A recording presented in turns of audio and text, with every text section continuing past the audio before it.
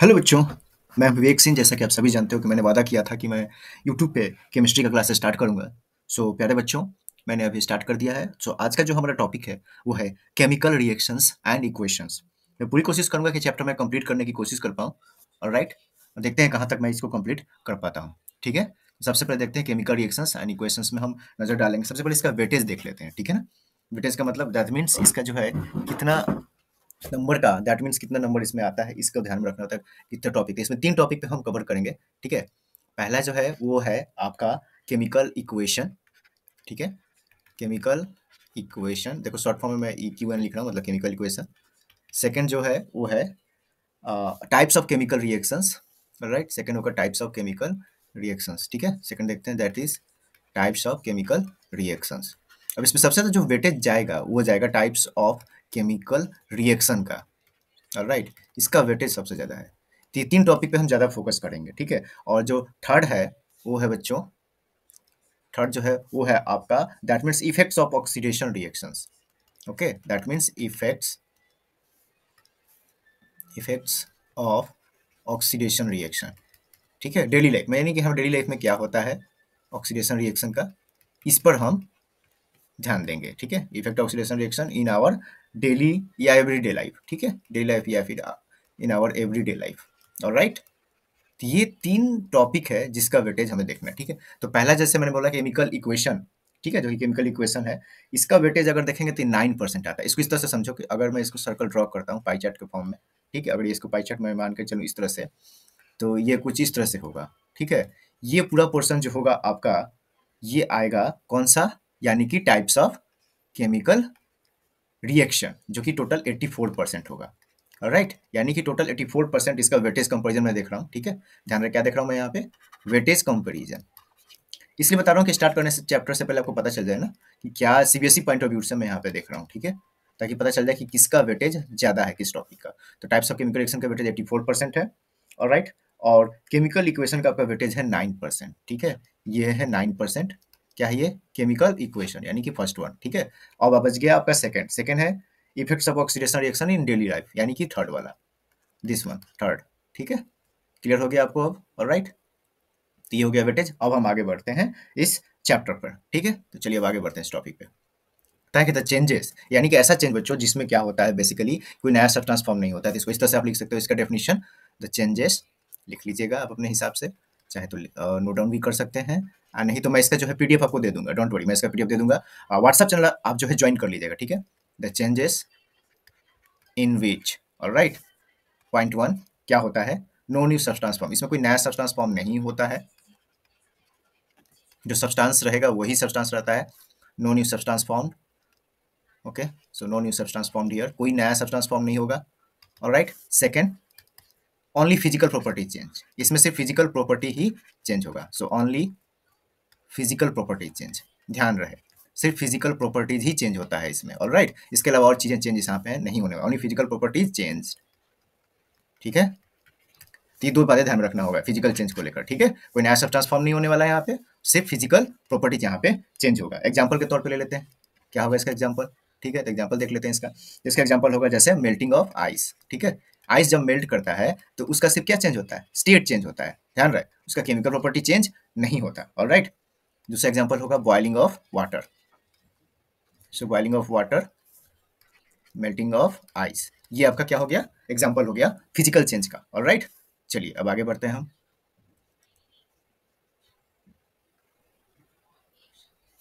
अब देखते हैं केमिकल चेंज क्या होता है। ठीक है, केमिकल चेंज नेक्स्ट देख लेते हैं। केमिकल चेंज, फिजिकल चेंज हमने जब देख लिया, तब बारी आती है केमिकल चेंज की। नोट्स आपको मिल जाएगा बच्चों, नोट्स के लिए नहीं घबराना है। व्हाट्सएप चैनल ज्वाइन कर लेना, उस पर आपको PDF मिल जाएगा इसका। ठीक है, चलो देखते हैं क्या होता है केमिकल चेंज। ठीक है, तो जैसे आपने यहाँ पे देखा तो उसी तरह से लिखेंगे the changes in which, the changes या चेंज इन विच, मतलब इसमें क्या होगा वो हमें देखना होगा। ठीक है, नंबर 1 देखो यहाँ पे क्या होता है, इसमें बेसिकली इसमें जो होता है सब्सटेंस अपना आइडेंटिटी लूज कर लेता है। ठीक है, the changes in which substances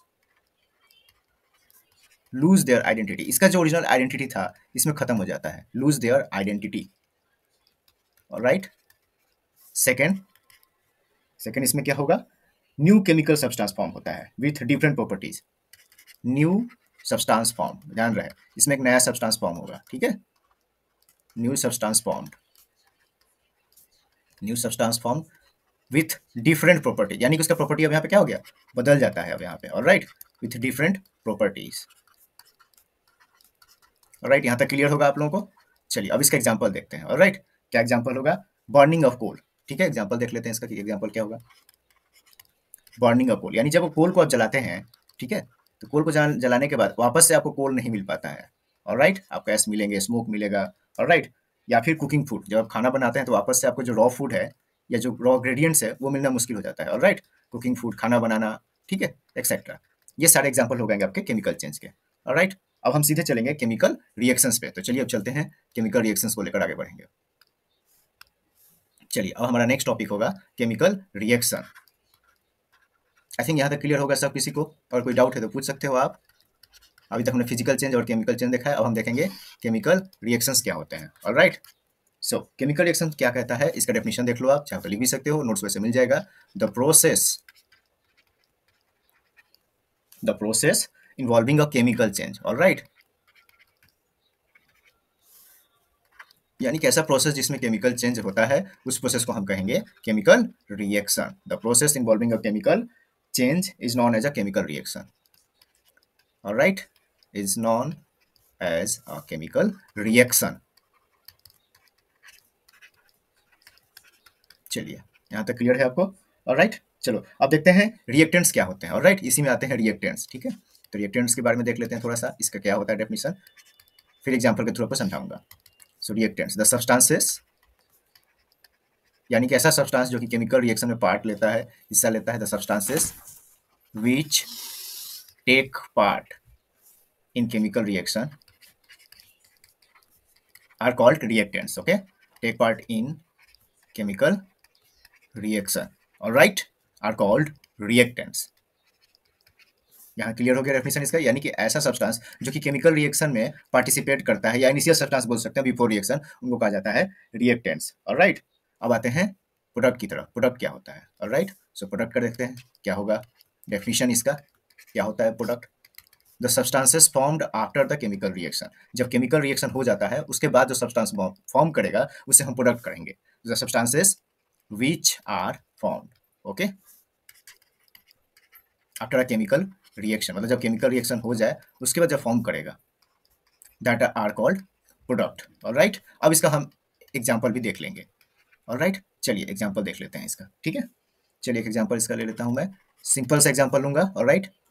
चलिए ये है मैग्नीशियम जिसका सिंबल Mg है, ऑलराइट, ये रिएक्ट करेगा किसके साथ, O2 के साथ, ऑक्सीजन के साथ रिएक्ट करेगा। सो क्या बनेगा, जब मैग्नीशियम रिएक्ट करता है ऑक्सीजन के साथ तब ये फॉर्म करेगा MgO, इसको साथ में हम बैलेंस भी कर देंगे, आपको बाद में सिखाऊंगा कैसे बैलेंस करते हैं, बैलेंस करना भी मैं आपको सिखा दूंगा। सो यहाँ बनेगा मैग्नीशियम ऑक्साइड, ठीक है, ऑलराइट, तो ये हो गया आपका, यहाँ मैग्नीशियम और ऑक्सीजन, ये है मैग्नीशियम और ये ऑक्सीजन O2, ये दोनों हो गया रिएक्टेंट, और ये है हमारा प्रोडक्ट MgO, ऑलराइट।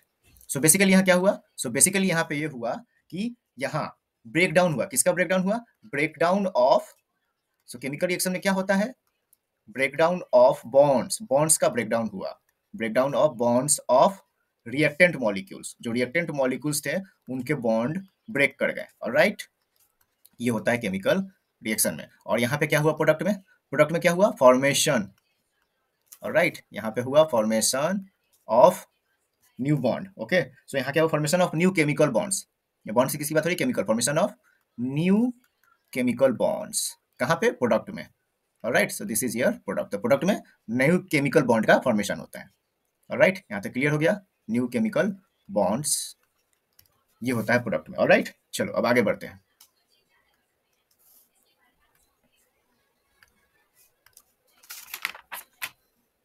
अब हम नोट डाउन, अब यहाँ पे देखेंगे, सो प्यारे बच्चों अब यहाँ पे देख लेते हैं कि कैरेक्टरिस्टिक्स क्या होते हैं, यानी कि जो भी केमिकल रिएक्शन कैसे जानेंगे कि केमिकल रिएक्शन हो रहा है उसके बारे में थोड़ा सा देख लेते हैं, ऑलराइट। सो अब देखेंगे कैरेक्टरिस्टिक्स ऑफ केमिकल रिएक्शंस, क्या है कैरेक्टरिस्टिक्स,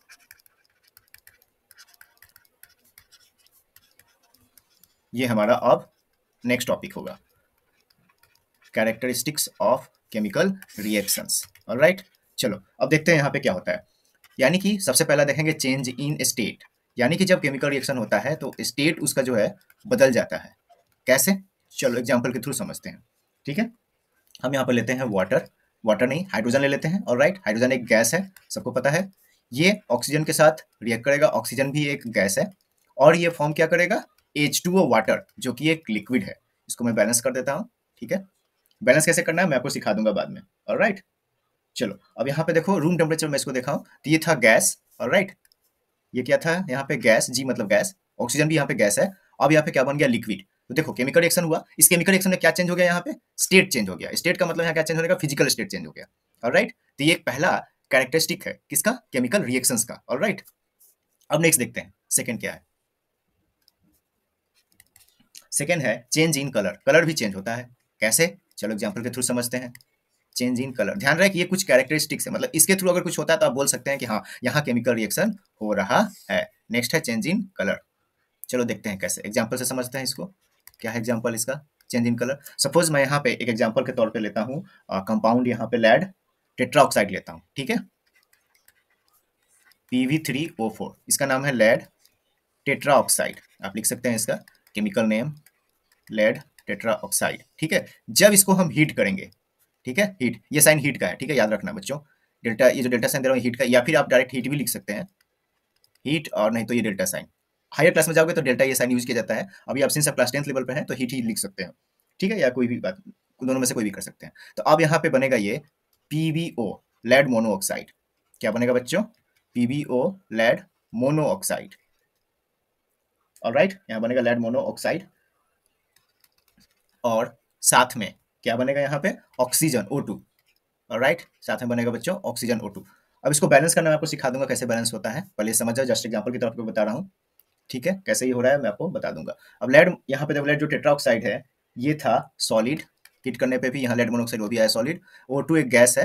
ठीक है, ये अपर एरो डिनोट कर रहा है कि ऑक्सीजन गैस है एक। ओके, अब देखो पहले इसका कलर क्या था, रेड था, किसका, लेड टेट्राऑक्साइड का। जब इसको हीट कर दिया तो अब इसका कलर क्या हो गया, येलो कलर हो गया।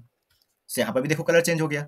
राइट, यानी कि केमिकल रिएक्शन में जब होता है तो कलर चेंज भी हो जाता है। तो राइट, यहाँ क्लियर हो गया। तो हमने अभी तक हमने दो कैरेक्टरिस्टिक के बारे में अभी हमने यहाँ पे जिक्र किया। अब देखते हैं थर्ड, थर्ड क्या है, तीसरा कैरेक्टरिस्टिक देख लेते हैं। राइट,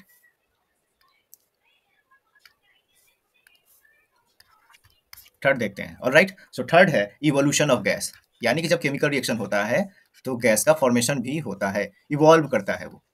इवॉल्व करना मतलब बाहर निकलना केमिकल रिएक्शन से। ठीक है, चलो एग्जाम्पल देख लेते हैं।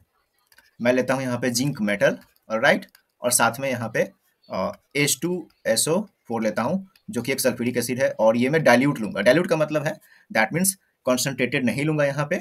और राइट, यानी कि वहाँ पे कुछ वाटर मैं यहाँ पे मिक्स करूंगा, that is the diluted sulphuric acid. Okay, चलो जिंक सॉलिड था, डाइल्यूट। अब यहाँ पे फॉर्म देखो क्या बनेगा। तो अब यहाँ पे ये होगा डिस्प्लेसमेंट रिएक्शन, जिसको मैं आगे बताऊंगा क्या होता है। ये बस इतना समझो कि क्या, बस हम रिएक्शन को समझेंगे, ये रिएक्शन डिटेल में हम आगे चल के जानेंगे इसके बारे में। यहाँ पे बनेगा ZnSO4 जो कि AQ इसका फिजिकल स्टेट है, बताऊंगा क्या होता है AQ, मतलब कि यहाँ समझो वाटर में सॉल्युबल रहेगा जिंक सल्फेट का जो इसका सॉल्ट है। ऑलराइट, और साथ में यहाँ पे रिलीज होगा हाइड्रोजन गैस। यहाँ हाइड्रोजन गैस क्या हुआ, इवॉल्व हुआ, इसी को कहा गया इवोल्यूशन ऑफ गैस। ऑलराइट, तो इवोल्यूशन ऑफ गैस भी होता है जब केमिकल रिएक्शन होता है तो। ऑलराइट, चलो नेक्स्ट प्रॉपर्टी देखते हैं, फोर्थ प्रॉपर्टी। ठीक है, फोर्थ प्रॉपर्टी देखेंगे चेंजेस इन टेम्परेचर। ऑलराइट, यानी कि जब केमिकल रिएक्शन होता है तो टेम्परेचर में भी चेंजेस होते हैं। चलो देखते हैं कैसे होता है changes. Alright, so change in temperature, चलो देखते हैं। ऑलराइट, तो सबसे पहले देखते हैं, चलो इसको केमिकल रिएक्शन से आपको समझाता हूँ। सो एक केमिकल रिएक्शन में यहाँ पे ले लेता हूँ। ऑलराइट, ग्लूकोज का ले लेता हूँ। ठीक है, लोअर क्लास में आपने पढ़ाई होगा C6H12O6, इसका फॉर्मूला है ये, ग्लूकोज का फॉर्मूला है। Alright, this is the glucose. अब इस ग्लूकोज को मैं रिएक्ट करवाऊंगा किसके साथ, ऑक्सीजन के साथ। आप सबको पता है ये कौन सा रिएक्शन हो रहा है। ऑलराइट, ये एक रेस्पिरेशन है, आप सबको पता है। ऑलराइट, ग्लूकोज ये है गैसियस फॉर्म, और ग्लूकोज आप सबको पता है कौन से फॉर्म में होगा, यहाँ पे एक्वस फॉर्म में होगा क्योंकि वाटर सॉल्युबल होगा। ऑलराइट, तो क्या बनेगा बच्चों, यहाँ पे बनेगा 6CO2 जो कि एक गैस है। फिर क्या फॉर्म होगा यहाँ पे, साथ में 6H2O वाटर फॉर्म होगा। ऑलराइट, और वाटर एक लिक्विड है। और यहाँ पे क्या रिलीज होगा, हीट रिलीज होगा। ऑलराइट, हीट रिलीज होगा। ठीक है, चलो यहाँ पे क्लियर हो गया आपको।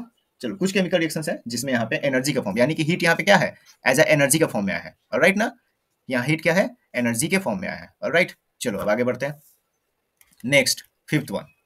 ऑलराइट, चलो फिफ्थ वन देखते हैं, कैल्शियम कार्बोनेट।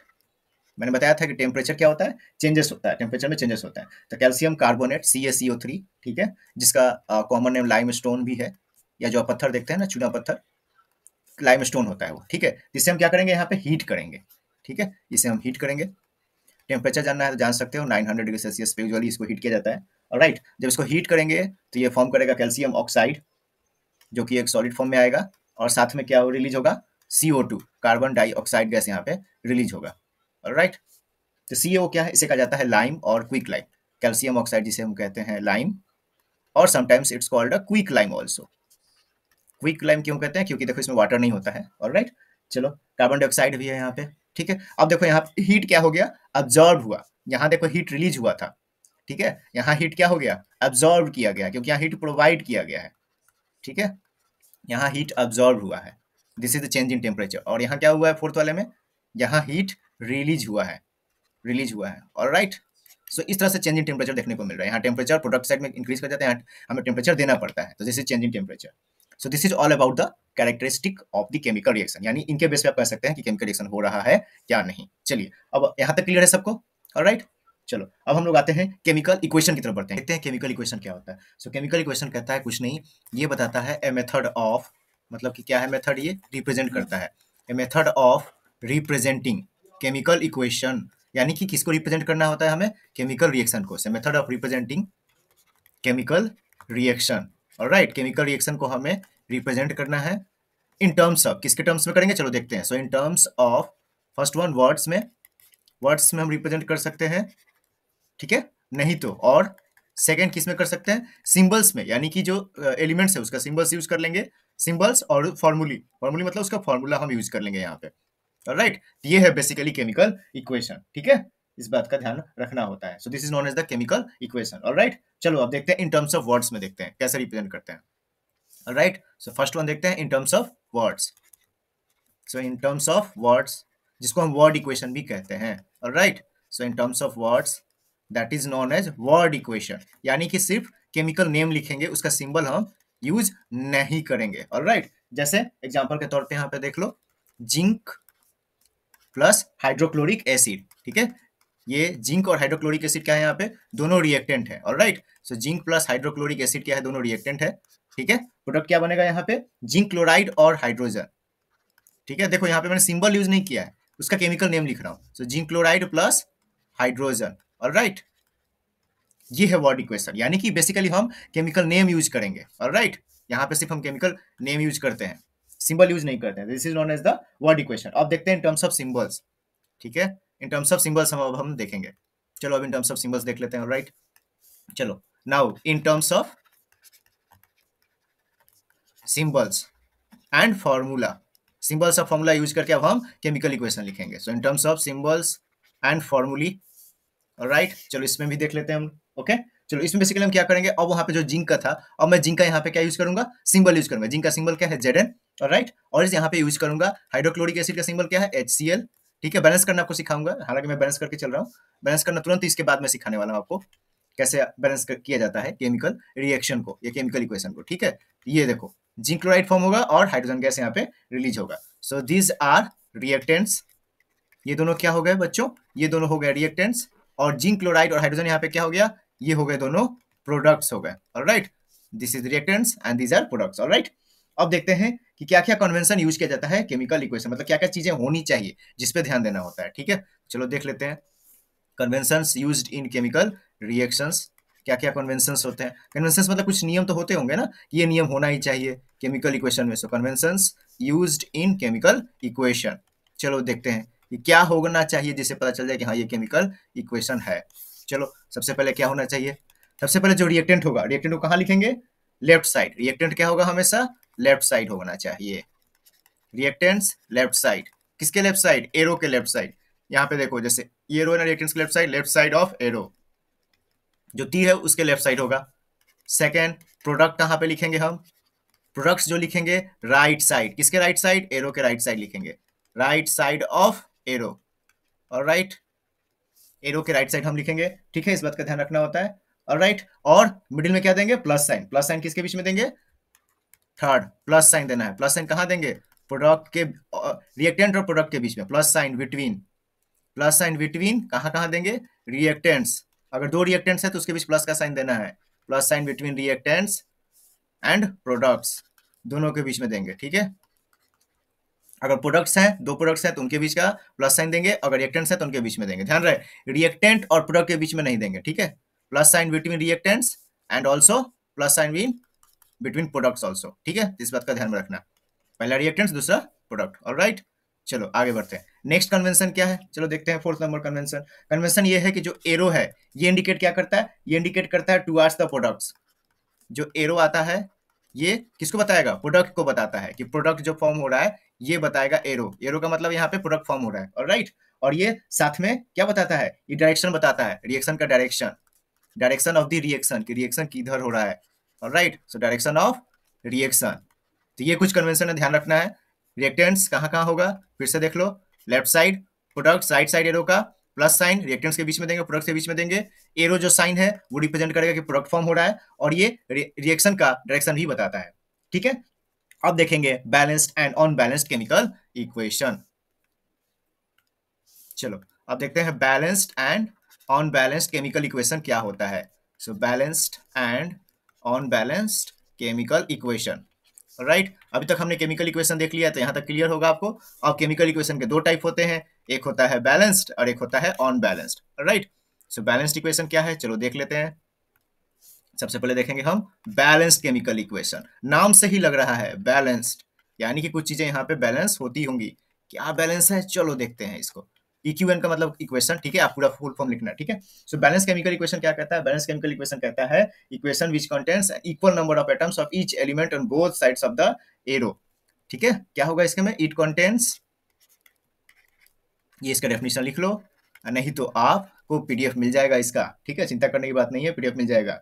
इट कंटेन्स, क्या इट कंटेन्स होगा, that means an equal number, ध्यान रहे, an equal number of atoms, किसका, रिएक्टेंट और प्रोडक्ट दोनों का, ऑफ ईच एलिमेंट, हर एक एलिमेंट का होगा, of each element, alright, of each element both sides of the arrow, यानी एरो के बोथ साइड्स, यानी कि रिएक्टेंट साइड और product side, on both sides of arrow, यानी कि रिएक्टेंट साइड और प्रोडक्ट साइड, दोनों साइड में जो एलिमेंट होंगे उनका एटम्स क्या होगा, इक्वल नंबर होगा इसमें, ठीक है। ये हो गया बैलेंस केमिकल इक्वेशन। कैसे, चलो एग्जांपल से समझते हैं इसको।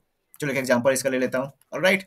चलो एग्जांपल यहाँ पर ले लिया, 2Mg plus O2 magnesium oxygen के साथ रिएक्ट करता है तो क्या बनता है, शुरू में ही बताया था आपको ये रिएक्शन, तो ये फॉर्म करता है मैग्नीशियम ऑक्साइड, ऑलराइट। अब देखो यहाँ पे मैग्नीशियम कितना है, यहाँ पे 2 एटम्स है, ऑक्सीजन में 2 एटम्स है, यहाँ भी देखो मैग्नीशियम 2 एटम्स, ऑक्सीजन में 2 एटम्स। सो ये बैलेंस है दोनों साइड, एरो के दोनों साइड बैलेंस है, alright. So this is the balance chemical equation. चलो अब देखते हैं अनबैलेंस्ड केमिकल इक्वेशन, ठीक है। अनबैलेंस्ड केमिकल इक्वेशन क्या कहता है, जस्ट इसका उल्टा कर देना, यहाँ पे क्या होगा, अनइक्वल हो जाएगा, ठीक है। जो इक्वल यहाँ पे मेंशन किया था, अनबैलेंस्ड में क्या हो जाएगा, अनइक्वल हो जाएगा, तो इस बात को ध्यान में रखना, ऑलराइट। यहाँ पे क्या हो जाएगा, अनबैलेंस्ड केमिकल इक्वेशन के बारे में देख लेते हैं। सो अनबैलेंस्ड केमिकल इक्वेशन क्या कहता है, ये कहता है दैट मीन्स यहाँ इक्वल नहीं होगा, एरो के रिएक्टेंट और प्रोडक्ट साइड किसका इक्वल नहीं होगा, number of atoms of each element यहाँ पे इक्वल नहीं होंगे। जैसे एग्जांपल से समझ जाओ, H2 प्लस O2 क्या फॉर्म हुआ यहाँ पे, ये देखो H2O, ये है दोनों रिएक्टेंट, हाइड्रोजन और ऑक्सीजन, वाटर है प्रोडक्ट। यहाँ देखो हाइड्रोजन कितना है, 2 एटम्स, यहाँ भी देखो हाइड्रोजन 2 एटम्स, हाइड्रोजन तो बैलेंस है यहाँ पे, लेकिन यहाँ देखो ऑक्सीजन 2 एटम्स है, लेकिन प्रोडक्ट साइड में देखो ऑक्सीजन 1 एटम है, ऑलराइट। तो यह बैलेंस नहीं है, इसे कहते हैं अनबैलेंस केमिकल इक्वेशन। और एनसीईआरटी में आपको इसका दूसरा नाम भी देखने को मिलेगा, ठीक है, स्केलेटल इक्वेशन भी देखने को मिलेगा। क्या मिलेगा बच्चों, skeleton equation, skeleton chemical equation. तो घबराने की बात नहीं है, इसी का दूसरा नाम है स्केलेटन केमिकल इक्वेशन, इसी का सेकंड नेम है, alright.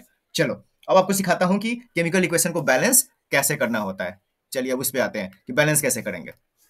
Okay, so how to balance a chemical equation, ये हमारा नेक्स्ट टॉपिक होगा, how to balance a chemical equation, यानी कोई अनबैलेंस केमिकल इक्वेशन है उसको कैसे बैलेंस करेंगे, ऑलराइट। चलो देखते हैं कैसे बैलेंस करते हैं। चलो इसके लिए सबसे पहले हमें यहाँ पे एक इक्वेशन लेना पड़ेगा, ठीक है। तो स्टेप 1 क्या कहता है, सबसे पहले स्टेप 1 देखो, स्टेप 1 में आपको क्या करना होगा, चलो एग्जांपल से समझते हैं इसको। चलो एग्जांपल ले लेता हूँ पहले, ठीक है, ज्यादा समझ में आपको आएगा, ऑलराइट। तो एग्जांपल यहाँ पे मैं लेता हूँ, आयरन किसके साथ रिएक्ट करेगा, स्टीम के साथ, H2O स्टीम, ऑलराइट। क्या बनता है ये, यहाँ बनता है Fe3O3 O4 प्लस हाइड्रोजन, ठीक है, प्लस हाइड्रोजन, ये फॉर्म होता है। ऑलराइट, यानी कि यहाँ क्या होगा, आयरन ऑक्साइड बनेगा। ओके, तो सबसे पहले स्टेप 1 में क्या लिखना है आपको, वर्ड लिखना होगा, वर्ड इक्वेशन, जो भी केमिकल इक्वेशन दिया है सबसे पहले उसका वर्ड इक्वेशन लिखो। सबसे पहले वर्ड इक्वेशन, वर्ड इक्वेशन क्या होगा यहाँ पे, आयरन, ठीक है, रिएक्ट करेगा, किसके साथ रिएक्ट कर रहा है यहाँ पे आयरन, स्टीम के साथ। स्टीम का भी फॉर्मूला H2 होता है बच्चों, घबराने की बात नहीं है, सेम ही होता है, ठीक है।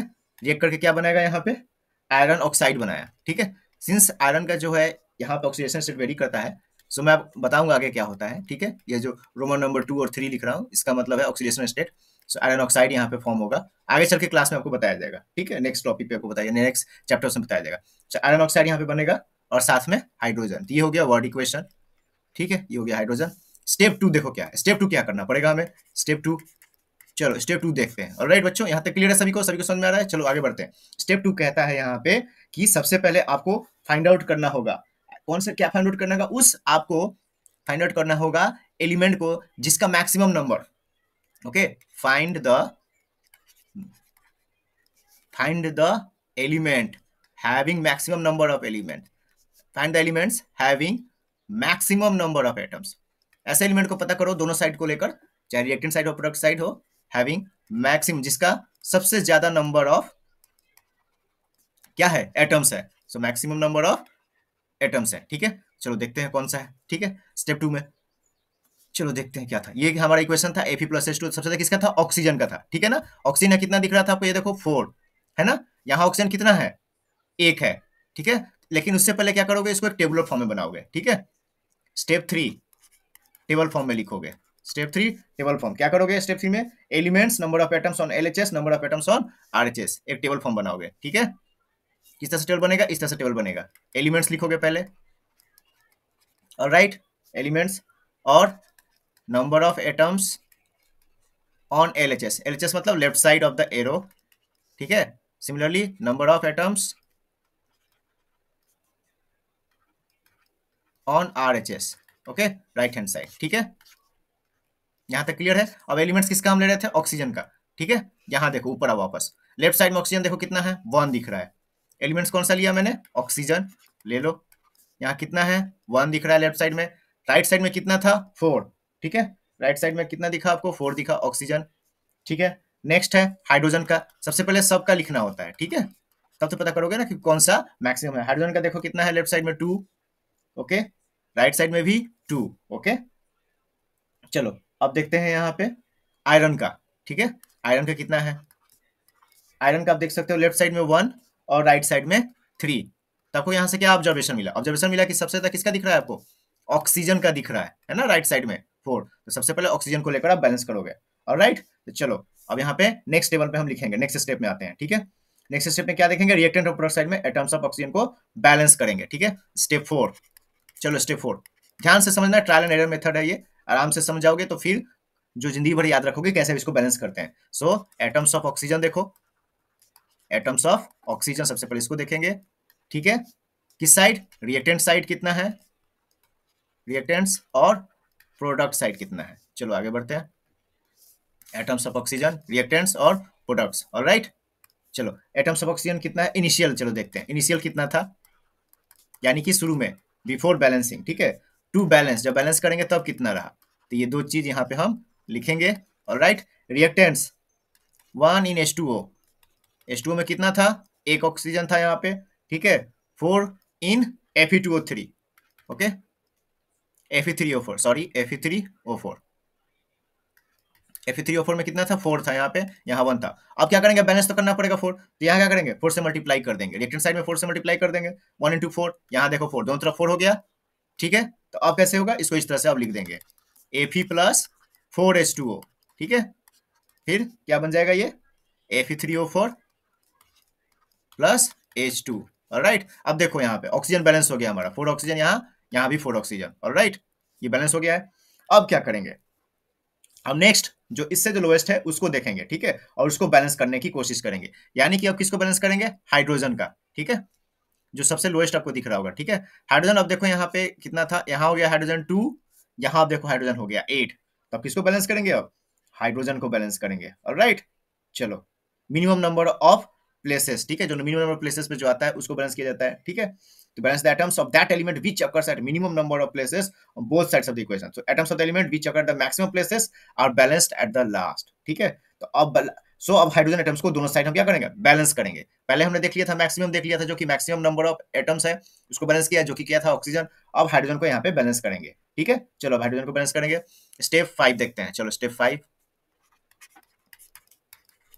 स्टेप 5 में वैसे ही जैसे टेबल बनाया था वैसे ही करेंगे, ठीक है। चलो इनिशियल कितना है, 8 है यहाँ पे, है ना, यहाँ पे 8 दिख रहा होगा आपको हाइड्रोजन, ओके। और यहाँ हाइड्रोजन कितना है, 2 है। अब बताओ क्या करेंगे, तो 8 है, यहाँ 2 है, ऑलराइट। तो ये है इनिशियल हाइड्रोजन का, देख रहा हूँ, ध्यान रहे हाइड्रोजन के केस में, ठीक है। इनिशियल ये 8 है और ये 2 है, ओके। फाइनल यानी कि बैलेंस करने के बाद, बैलेंस करने के बाद भी कितना रहेगा, 8 ही रहेगा। अब यहाँ 2 इंटू 4 कर देंगे, कहाँ 4 से मल्टीप्लाई कर देंगे, किसको, हाइड्रोजन को मल्टीप्लाई कर देंगे। चलो नेक्स्ट स्टेप में इसको लिखते हैं, ठीक है। फाइनली सो ये हमारे पास आ जाएगा Fe plus 4H2O Fe3O4 plus 4H2, alright. Clear हो गया। अब देखो क्या क्या बैलेंस हो गया, ऑक्सीजन हो गया 4, ऑलराइट, हाइड्रोजन हो गया 8, यहाँ भी हाइड्रोजन हो गया 8। अब क्या बच गया, आयरन। अब आयरन को बैलेंस करना है, तब आयरन को स्टेप 6 में बैलेंस करोगे, ऑलराइट। स्टेप 6 अब क्या करोगे, आयरन को सिमिलरली वैसे ही बैलेंस कर दोगे, ऑलराइट।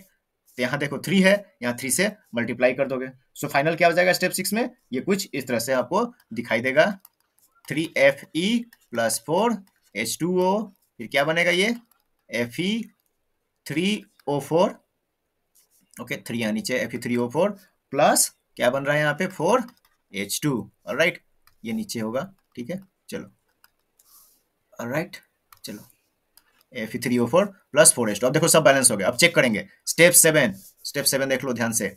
स्टेप नेक्स्ट स्टेप देखो, कोई स्टेप यहाँ फिक्स है नहीं, आप जैसे वैसे देख सकते हो, ठीक है। नेक्स्ट स्टेप में क्या करेंगे, काउंट कर लेंगे कि इक्वल है या नहीं, ठीक है। आयरन देखो टोटल, चलो यहाँ फिर से वैसे टेबल बनाएंगे एलिमेंट का जो शुरू में बनाया था, और चेक करेंगे कि इक्वल है या नहीं। Elements, number of atoms on LHS, number of atoms on RHS, ठीक है, चेक कर लेंगे ऑन RHS, ऑलराइट। चलो और चेक करके देखेंगे कि है या नहीं, ठीक है। यहाँ देखो आयरन का सबसे पहले देख लेते हैं, आयरन 3 है, यहाँ देखो 3 दिख रहा है ना LHS में, राइट साइड में भी देखो 3 इक्वल है। चलो नेक्स्ट देखते हैं हाइड्रोजन, हाइड्रोजन कितना दिख रहा है यहाँ पे 8, ठीक है। ध्यान रहे ये जो नंबर लिख रहा हूँ ना जस्ट हाइड्रोजन के बगल में, ये मॉलिक्यूल है बच्चों, इसे मॉलिक्यूल कहते हैं, ये सिंबॉलिक रिप्रेजेंटेशन समझ जाना। और जो सब्सक्रिप्ट करके करके यहाँ पे लिखा जा रहा है ना, that is called the atom, इसे एटम कहते हैं, एटम्स, ओके। सो ये नंबर रिप्रेजेंट करता है मॉलिक्यूल्स को, कितने मॉलिक्यूल से वाटर का, 4 मॉलिक्यूल से। इस मॉलिक्यूल से मल्टीप्लाई करें, टोटल कितना होगा हाइड्रोजन का, यहाँ पे 8, यहाँ भी देखो प्रोडक्ट साइड में भी 8 है, ऑलराइट। चलो नेक्स्ट देखते हैं, चलो क्या बच गया, ऑक्सीजन। ऑक्सीजन देखो कितना है यहाँ पे रिएक्टेंट साइड में, ऑक्सीजन यहाँ पे है 4, क्योंकि यहाँ 1 है, मल्टीप्लाई करेंगे 4 से, कितना हो गया 4 हो गया। रिएक्टेंट साइड में भी कितना है 4। अब देखो बैलेंस हो गया, तो इस तरह से आप बैलेंस कर सकते हैं, ऑलराइट। चलो यहाँ तक क्लियर हो गया आपको। अब आगे बढ़ते हैं। आगे बच्चों हम लोग देखेंगे कि केमिकल इक्वेशन को कैसे इंफॉर्मेटिव बनाया जा सकता है, मतलब कि केमिकल इक्वेशन में क्या क्या चीजें होनी चाहिए जो कि जरूरी है। चलो अब आगे डिटेल में देखते हैं। सो क्या क्या इंफॉर्मेटिव हो सकता है, ओके। सो चलो देखते हैं सबसे पहले chemical equation, how can a chemical equation be made more informative. चलो देख लेते हैं हाउ कैन, हम कैसे बना सकते हैं, या केमिकल इक्वेशन कैसे इंफॉर्मेटिव हो सकता है। केमिकल इक्वेशन में क्या क्या चीजें होनी चाहिए जिससे लगे कि हाँ ये केमिकल इक्वेशन है, बी मेड मोर इंफॉर्मेटिव, मतलब कि ये केमिकल इक्वेशन देखते ही बहुत सारा इंफॉर्मेशन क्या हो जाए, हमें मिल जाए। चलो देखते हैं क्या क्या होनी चाहिए सारी चीजें यहाँ पे, ऑलराइट। चलो नंबर 1 देखते हैं, ठीक है। कोई भी केमिकल इक्वेशन सबसे पहले स्टेट, जो भी फिजिकल स्टेट है उसका सिंबल्स मेंशन करना जरूरी है, वो नहीं भूलना, ठीक है। स्टेट का सिंबल्स होना चाहिए, इससे क्या होगा, रिएक्टेंट और प्रोडक्ट दोनों साइड होना चाहिए, ठीक है। स्टेट सिंबल्स में क्या देख सकते हैं, चलो गैस के लिए, गैसियस स्टेट के लिए G यूज करोगे, ओके। अगर एक्वस स्टेट है तो क्या यूज करोगे, AQ, इस तरह से, अब विद इन ब्रैकेट रखना है, ठीक है। सॉलिड, अगर कोई सॉलिड है एलिमेंट तो उसके लिए S and with in bracket, ठीक है। लिक्विड, लिक्विड के लिए क्या यूज करोगे, स्मॉल लेटर L, और इसको ब्रैकेट में रखना है, ठीक है। क्लियर हो गया। चलो सेकेंड, क्या क्या इंडिकेट करना चाहिए, ठीक है। अगर गैस इवॉल्व है, अगर कोई गैस इवॉल्व हो रहा है तो उसके लिए ऑफवर्ड एरो यूज करोगे, gas evolve, this one, upward arrow, ठीक है। ये ऑफवर्ड एरो बताता है कि कोई गैस रिलीज हो रहा है, इसको यूज करोगे, ऑलराइट। थर्ड देखते हैं, थर्ड क्या बता सकते हैं आप। ओके, अगर कोई प्रिसिपिटेट फॉर्म हो रहा है, प्रिसिपिटेट फॉर्म, प्रिसिपिटेट मतलब कोई सॉलिड मास फॉर्म हुआ after the reaction, precipitate form, तो उसके लिए डाउनवर्ड एरो, प्रिसिपिटेट फॉर्म के लिए क्या यूज करोगे, डाउनवर्ड एरो यूज करोगे। तो ये दिखाना जरूरी है, तब जाके केमिकल रिएक्शन क्या होगा या केमिकल इक्वेशन मोर इंफॉर्मेटिव होगा। ठीक है, प्लस साइन मेंशन करना है, ठीक है, हीट इवॉल्व का। ओके, प्लस साइन, ठीक है, अगर हीट रिलीज हो रहा है तो plus sign, heat evolve, heat evolve है तो प्लस साइन, यानी हीट रिलीज हुआ तो, ठीक है, और हीट एब्जॉर्ब हुआ तो माइनस साइन प्रोडक्ट साइड में, ठीक है, प्लस साइन याद रखना। माइनस साइन किसका इंडिकेट करोगे, जब हीट क्या होगा, एब्जॉर्ब होगा, तो प्रोडक्ट साइड में minus sign, heat absorb. Okay, product side में करना होता है। चलो नेक्स्ट देखते हैं, नेक्स्ट क्या हम यहाँ मेंशन कर सकते हैं जिससे केमिकल इक्वेशन और ज्यादा इंफॉर्मेटिव हो जाए। कंडीशंस, ठीक है, रिएक्शन कंडीशंस मेंशन करना होता है कि ये जो रिएक्शन हुआ किस किस कंडीशंस में हो रहा है। राइट, रिएक्शंस कंडीशंस वो भी मेंशन करना जरूरी होता है। रिएक्शन कंडीशंस क्या क्या हो सकता है इसमें, टेम्परेचर, राइट, टेम्परेचर मेंशन कर दो और ज्यादा क्लियर हो जाएगा कि कितने पे हो रहा है। ठीक है, टेम्परेचर में मेंशन कर सकते हो, प्रेशर, ठीक है, टेम्परेचर किस में कर सकते हो, डिग्री सेल्सियस में, और नहीं तो केल्विन में कर सकते हो। प्रेशर एटीएम, एटमॉस्फेरिक प्रेशर में मेंशन कर सकते हो। ओके, नेक्स्ट क्या कर सकते हो मेंशन, कैटलिस्ट, कैटलिस्ट मतलब जो रिएक्शन रेट को क्या कर सकते हैं, इंक्रीज या डिक्रीज, इंक्रीज कर देते हैं। ओके, एबव और बिलो द एरो, कहाँ है कैटलिस्ट को मेंशन करोगे, एबव और बिलो द एरो, जो एरो है, एरो मतलब जो बीच में यूज करते हो ना, कहाँ, रिएक्टेंट और प्रोडक्ट के बीच में जो एरो यूज करते हो उसके ऊपर कैटलिस्ट यूज दिखाना होता है। तो कैटलिस्ट एबव और बिलो द एरो, ठीक है, अगर है तो, नहीं है तो कोई बात नहीं, अगर है तो कैटलिस्ट दिखा सकते हैं। ओके, इस बात का ध्यान में रखना होता है। चलो अब आगे बढ़ते हैं, नेक्स्ट है 6। नेक्स्ट क्या होता है, ये एरो जो हम यूज करते हैं, ये एरो इंडिकेट करता है कि रिएक्शन क्या है, इरिवर्सिबल है। इरिवर्सिबल मतलब वापस से प्रोडक्ट से क्या हो सकता है, रिएक्टेंट की तरफ नहीं जा सकते हैं। ठीक है, अगर रिवर्सिबल रिएक्शन होगा तब ये वाला एरो यूज करना, ये डिनोट करता है रिवर्सिबल। इरिवर्सिबल, रिवर्सिबल क्या होता है, हायर क्लास में पढ़ोगे, 11th क्लास में पढ़ोगे डिटेल में इसको। ये दोनों रिएक्शंस हैं, ठीक है, इरिवर्सिबल और इरिवर्सिबल। रिवर्सिबल मतलब अगर प्रोडक्ट बन गया तो वापस से प्रोडक्ट से रिएक्टेंट साइड जा सकता है, ठीक है, तो दैट इज रिवर्सिबल। और इरिवर्सिबल मतलब प्रोडक्ट बन गया रिएक्टेंट साइड वापस नहीं जा सकता है। ऑलराइट, चलो क्लियर, तो यहाँ तक क्लियर है सबको। ऑलराइट, अब बच्चों हम लोग देखेंगे, क्या देखेंगे, जो कि मेन इंपॉर्टेंट, जो कि बताया था सबसे ज्यादा वेटेज है, ठीक है, यानी कि types of chemical reactions. Alright, जिसको हम देखेंगे बच्चों अगले क्लास में। आई थिंक यहाँ तक क्लियर होगा। ठीक है, व्हाट्सएप चैनल ज्वाइन कर लेना बच्चों, लिंक डिस्क्रिप्शन में मिल जाएगा आपको। ऑलराइट, चलो मिलते हैं अगले क्लास में। Alright, so till then this is Vivek signing off. Alright, और मिलते हैं अगले क्लास में। आई थिंक क्लियर होगा, और कमेंट करना मत भूलना कैसा लगा क्लास आज का। चलो बच्चों, बाय, टेक केयर एवरीवन।